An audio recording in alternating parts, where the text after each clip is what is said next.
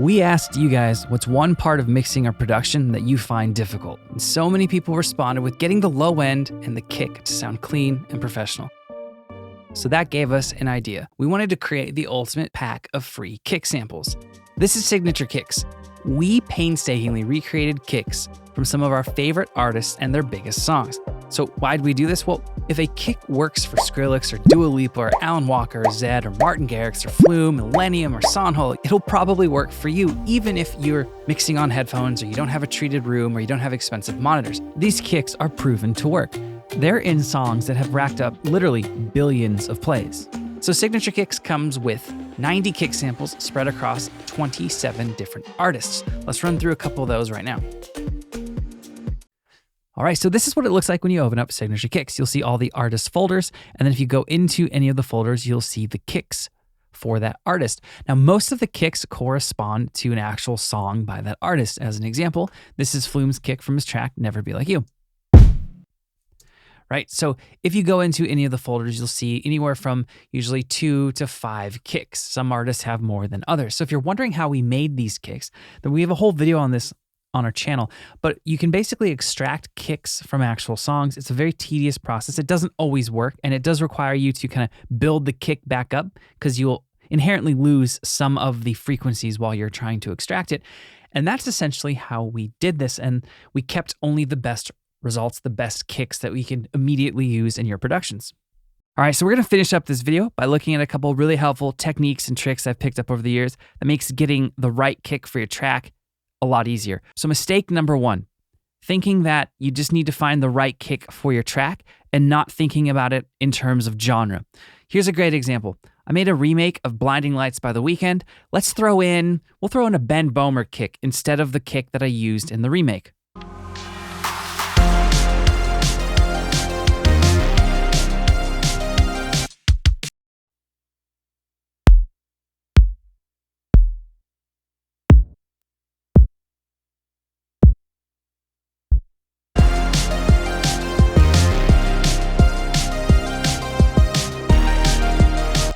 So I'm not saying you can't ever cross-pollinate with genres and try to come up with your own sound. Definitely experiment.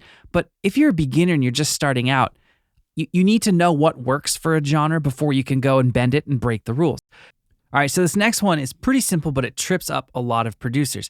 It does go back a little bit to sound selection and sound choice for your kick sample, but instead of being genre-based, it's now frequency-based. And by that, I mean you need to be aware of how your frequency balance in your entire track impacts the kick. Here's a great example. Think about a Zedd style track. A lot of high-end information, really bright. It's how he gets that poppy, bright sound.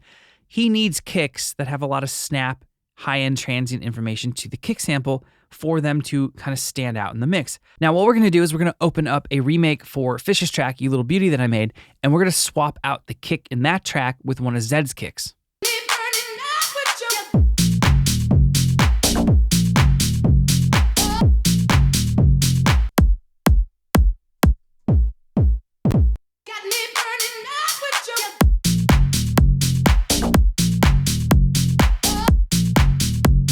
All right, so here we're looking at spectrum analyzers for a Zedd track and Fisher's track, You Little Beauty. Zedd's on the left, Fisher's on the right. And you can see that there's just a lot less high-end information, high-frequency information in Fisher's track. All right, the next thing we're going to look at is something that went a little bit viral over the probably last fall or so. Deadmau5 went on a rant on a live stream where he said, "You got to tune your kick. You got to tune your kick to the bass." I'm like, bro, kicks don't make bass. Kicks make kicks. Bass make.